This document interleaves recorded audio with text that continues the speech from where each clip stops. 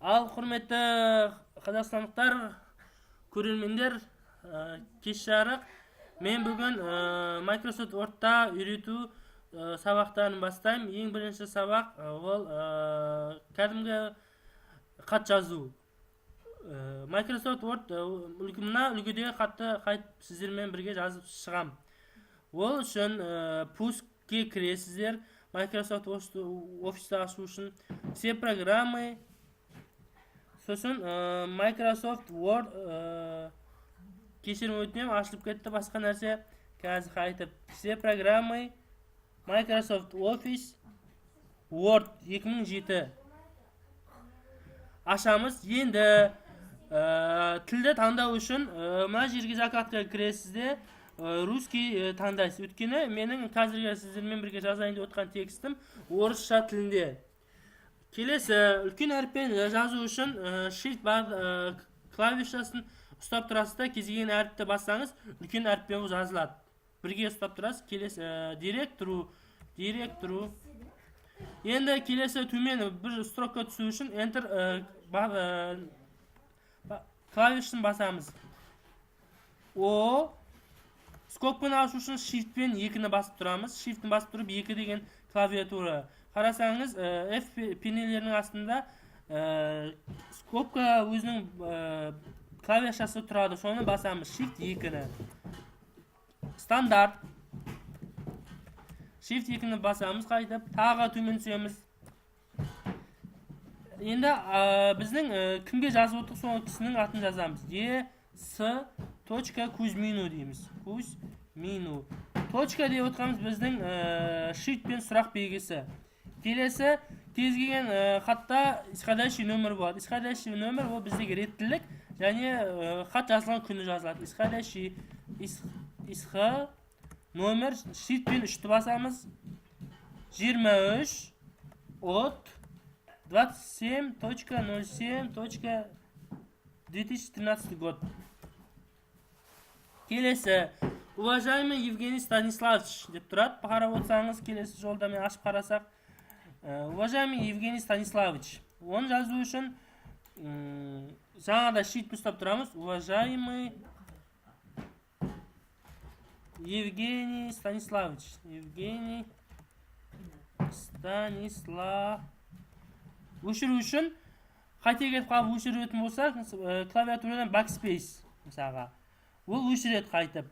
Егер алдындағы әріпті өшіру үшін delete клавишасын басып отырамыз. Delete. Алдындағы міне. N-нің алдында i тұр ғой, оны өшіру үшін delete-ті басамыз. Ал N-ді өшіру үшін backspace-ті басамыз. Станиславович жазамыз. Станиславович. Леп белгісі shift-пен бірді ұстаймыз. Келесі. Направляем вам подписанный. Мен қате кетіп қалды жаңа, backspace-ті бастым. Подписанный и жаңаға подписанный, енді екі сөздің арасын ашу үшін пробелді басамыз. Ол яғни біздің клавиатурадағы ең ұзын көлденеңнен жатқан перне. Бассаңыз, бір рет бассаңыз, екі сөздің арасы ашылады. Келесі жазуыңызды жаза бересіз. Подписанный и скрепленный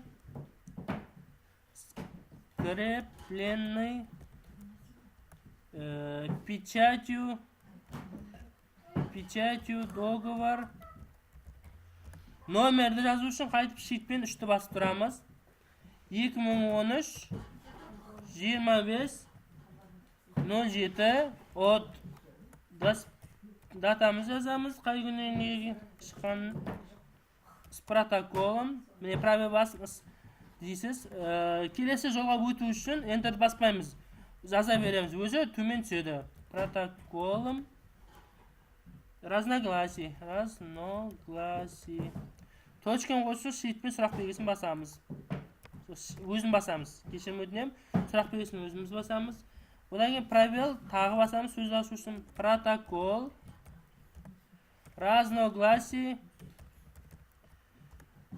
Просим сізде менімен бірге бүкіл тексті басып шығуларыңызды сұраймын. Подписать Өттерде басуын sheet мен сұрақ белгісін қоямыз. Подписать скрепить. Печатью. И один экземпляр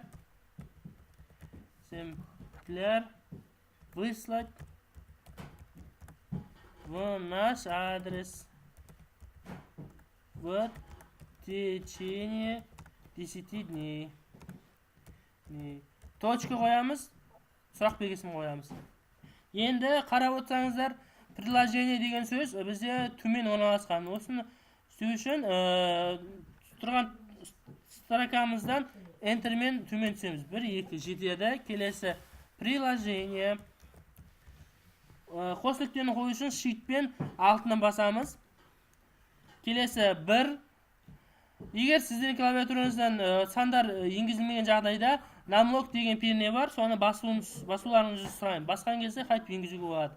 Енгізілмеген жағдайда соны басасыздар. 1. Скобканы қайыру үшін 0-ді басасыз. Sheetпен 0-ді. Келесі договор в 2 экземплярах. Жақшаны ашу қайтып sheetпен 9 басамыз. Всего на 6 листах. Скобканы жабамыз. Келесі қос нүкте өттерді қою үшін sheetпен 4-ді басамыз. Келесі 2 дейміз. Скобканы қайырамыз. Протокол разногласий в 2 экземплярах. Нүкте қоямыз. Қайты скобканы ашу үшін sheetпен 9-ді басамыз. Всего на 2 листах. Скобканы жабамыз, нүкте қоямыз. Келесі, сөзімізді бірінші договор 2 экземпляр сонымен астымен бірдей қою үшін ұстап тұрамыз да, екінің алдына қоямыз мышканы курсорда и backspace пен жаңағы ұзын пернемен жылжытамыз былай. Міне болды. Келесі сөз строканың соңына қоямыз, төмен түсу үшін Enter басамыз. Егер қараңыздар, ортасынан байқама басып жіберіп төмен түссеңіздер, ештеңе қылмайды. Қайтып бару үшін мына жерде строка қайту белгісі бар. Отменить, вот, соны басасыздар. Келесі, енді соңғы сөз директор с.м.дыков. Арасын ашамыз, енді арасын ашамыз. Арасын ашамызды sheetпен backspace ұстап тұрамыз, ауызын берем.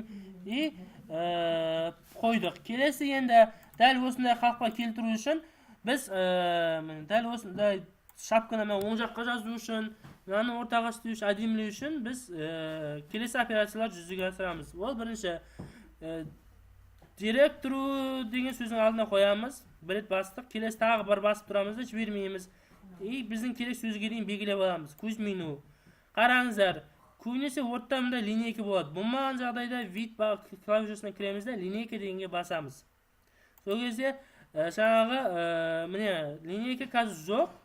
Линейка жоқ бізде, көрінбей тұр. Қайт көріну үшін линейка дегенге басамыз. Енді директорды sheet балтын басамыз да, бір басып тұрамыз да, жылжытамыз. Жылжытпайын главная закладкасы, одан абзацқа барамыз. Абзацта 30 ступень интервалы деген закладтан біз 30 ступень таңдаймыз. Слева деп. Слева деген сіз көз мөлшеріңізбен өлшейсіз. Сіздің сөзіңіз қай жаққа дейін барады. Мен сөзім 12-ге дейін тұрады. Келесі, аралары үлкен, көбірек жері көріп тұрсыздар. Оны азайту үшін интервал после дегенде 5 деп қоямыз. Болдық, бүкіл и между штыры үшін одинарны қоямыз. Болғаннан кейін, бәрін болғаннан окейде басамыз. Міне, директор жылжыты. Келесі, исходящийіміз төмен түсу керек. Оны төмен түсу үшін Enter клавишасымен басамыз. Түсті. Келесі, уважаемый Евгений Станиславович, онда түсіреміз. Енді біздің үлгідегідей қақ ортаға жазу үшін, оны мына жерде абзацтың үстінде по центру деген бар. Соны таңдаймыз. Сізде келесі мына жер сізде общий екі шеттері бастары бірдей болу үшін жаңа мына сөзді абзац белгілеп аламыз да мына жерде по ширине деген бар. Соны басамыз. Басқаннан кейін мынаны тағы да түсіреміз. Направляемда абзац бойынша жазғымыз келсе, абзацқа кіреміз қайтып, направляемға қойдық. Қоямыз да первая строка